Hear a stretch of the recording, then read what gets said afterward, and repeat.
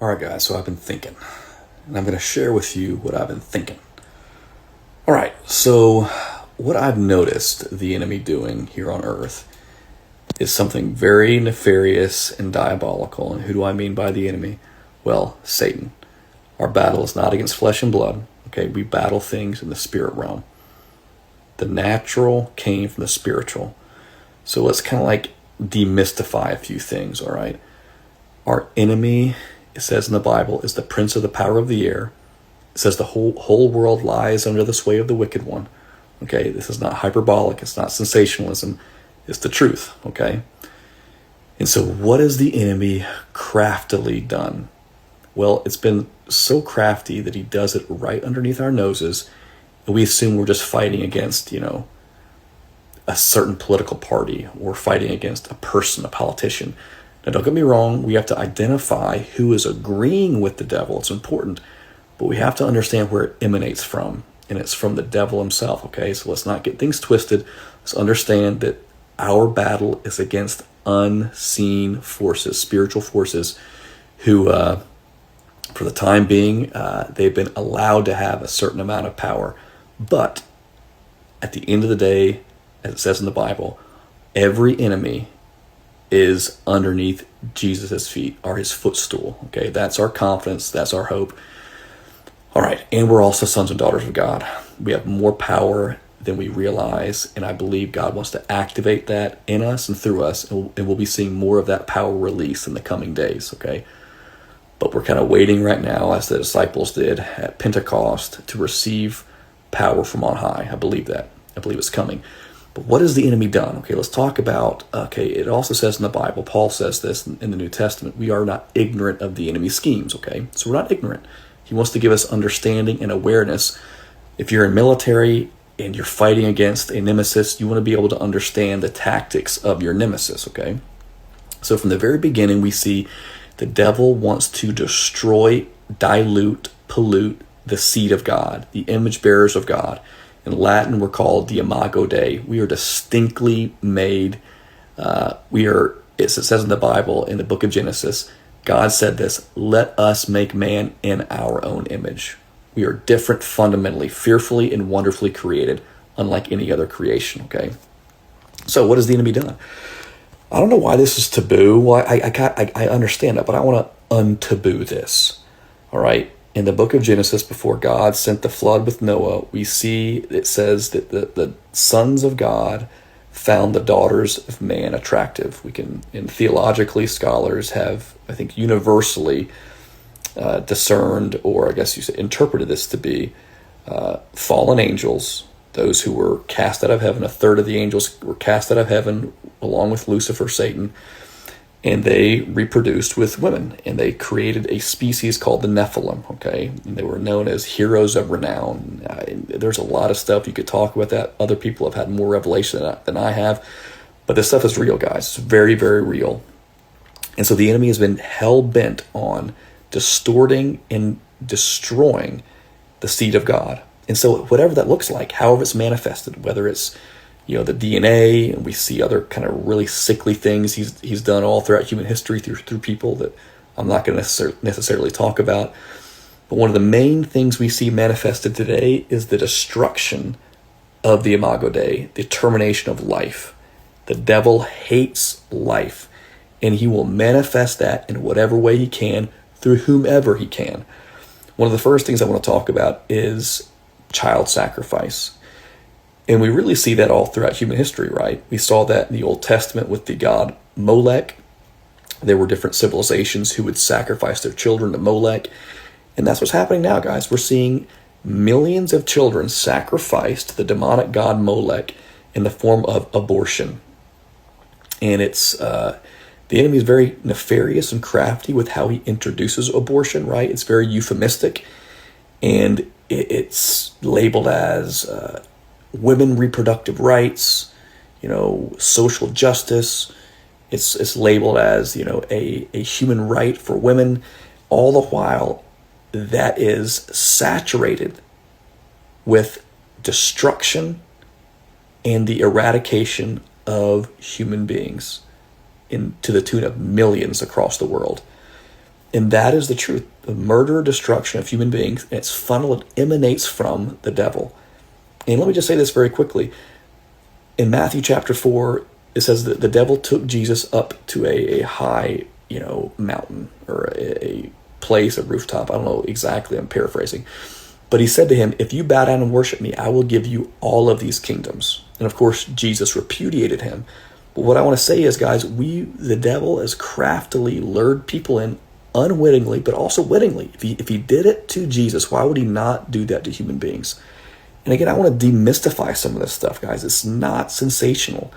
We are living and God is going to make us more aware of the spirituals. It's just, it is what it is. If we believe the Bible, then we're going to believe this stuff. What's the point of believing what Jesus said in the Bible? What's the point of believing what the Bible says if we're not going to believe the most obvious things in there that may kind of make us uncomfortable because somehow we don't want to believe it still happens today, or the enemy will use those tactics. We need to be awakened to this reality, okay? So abortion.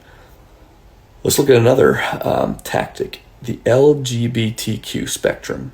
If you look at all of those different elements, doesn't matter what it is, all of those tenets do not promote life. They're the very antithesis of life.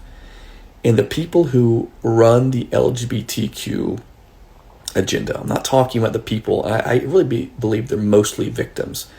The confused victims, I believe sheep without a shepherd, those who have been preyed upon by those who have wanted to exploit people who are weak, who are marginalized. And see, the enemy has used this, and it created this belief, this perception that those in the LGBTQ, the lobbyists, those who run the organizations, even the politicians, they're the champions of the marginalized. They're the champions of those who have been in the shadows. They're the ones who are bringing these people out into light and setting them free, all the while they are shackling them and they are deceiving them even further. And Jesus he did not mince words when he said, woe to the one who brings temptation, the one whose sin comes through. Woe to the one who deceives these little ones. It's better for them to have a millstone tied around their neck than to deceive one of these little ones. So he's very committed. And I believe the people who've been victimized and exploited through the LGBTQ deception, there's going to be deliverance. I believe God is going to come and set the captives free. I believe that. But again, the enemy has used this very nefariously to try to usher in a commitment from these people to reject life, to reject what God said in the book of Genesis, to fill the earth, to reproduce it, fill it, multiply it, be fruitful.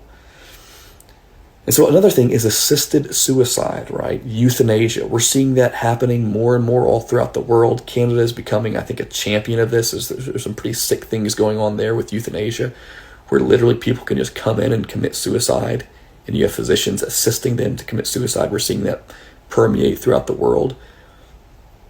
I mean, what other entity, what other species kills themselves like human beings? What is it? Why do you see such an insatiable desire for people to assist others in killing themselves? You don't see that. There's something going on here, guys. And again, the enemy's very crafty. He forms it as compassion, right? It's compassionate, right? We're wanting to be compassionate. We're wanting to assist someone to end their misery, to end their suffering, to end this existence of hell on earth. And you're also seeing this overpopulation myth. It's a hoax, guys. The overpopulation myth is a hoax. It's a complete hoax. I saw this a few years ago, and I think it's important to remind you all of. I saw this statistic that if you look at New York City, okay, so basically people per square mile, okay, and if you compare that to everyone in the world, if you were to fit everyone in the world in the state of Texas, it would be the exact same person per square mile as in New York City. Okay, I mean, you'd be sardine and super uncomfortable in Texas. That's everyone in the world. I mean, again, they've manipulated this and to try to persuade and convince there's not enough food to feed everyone. You see this incessantly promoted by people in the media. I believe even people like Bill Gates. So I could keep going and list other examples, but those are a few things to think about. But also, what I want to extrapolate and apply this to is, who are the people who are agreeing with this? As I said in the beginning, our fight is not against flesh and blood. It's in the spirit. But also, we have to understand, who is the enemy utilizing and weaponizing to bring these into fruition? In the Republican Party, guys, again, far from innocent, okay? Far from innocent. I consider myself a conservative, and when I vote, I'm not going to vote for any Democrat, and I'll talk about that here in a second. But I'm going to also be very leery. I'm not just going to cast my vote for any Republican. You need to do your own research, okay? But what I want to say is, the National Democrat Party has committed itself. It has bound itself into anti-life agenda. They are completely at odds. I'm not saying every Democrat, don't get my words twisted. I'm saying the National Democrat Party. You can't list me, I don't think you could, of those different things I mentioned: euthanasia, abortion, LGBTQ, the overpopulation hoax. If you can name me one National Democrat politician who speaks out against this, I would be shocked. They're all in a consistent, concerted agreement with these things to promote them. And it's not just, hey, I'll give you an example. The Democrat National Committee, all right, it was when they were coordinating Kamala Harris to be their nominee. Literally, they had on-demand abortion tents. It's no longer this belief, okay? And you're seeing this happening more and more. It used to be, right, when Roe v. Wade was enacted, we just want people to have the option to have this accessibility to an abortion. It's a reproductive right. We just want to help women. It's no longer that. It's that the mask is off, guys. It's a worship of this. It's an exaltation. It's a celebration of this. Same thing with the LGBTQ. It is a celebration. And it's no longer, hey, we just want them to be treated equally. It is a totalitarian. You better submit. And if you don't submit, we're going to educate your children. We're going to indoctrinate your children. You can't resist this. And again, it's all of this, again, comes from hell, comes from the enemy, and it all does the exact same thing. It produces death, does not produce life. So we have to call it out for what it is. And we also have to call out, I don't care what political spectrum you're from, I don't care what political persuasion you're from, whether you're independent, libertarian, Democrat, Republican, if you are supporting an individual who has aligned themselves with this ideology, and you can find this out, this philosophy, this ideology, this worldview, you've got to stop. And what I want to say is, what I believe God is doing through President Trump is the very contradiction of this. You're seeing things happening right now in this country, in America, that I believe is in contradiction with this, and that's why you're seeing such an all-out assault on what Trump is doing, on what his administration is doing, because the devil hates the proliferation of human beings. It's very ancient, but guys, again, it's so fundamental, and it actually is pretty simple. This is what's happening. I'm going to shut it down now. Hope you guys enjoyed this, and more to come. All right, peace.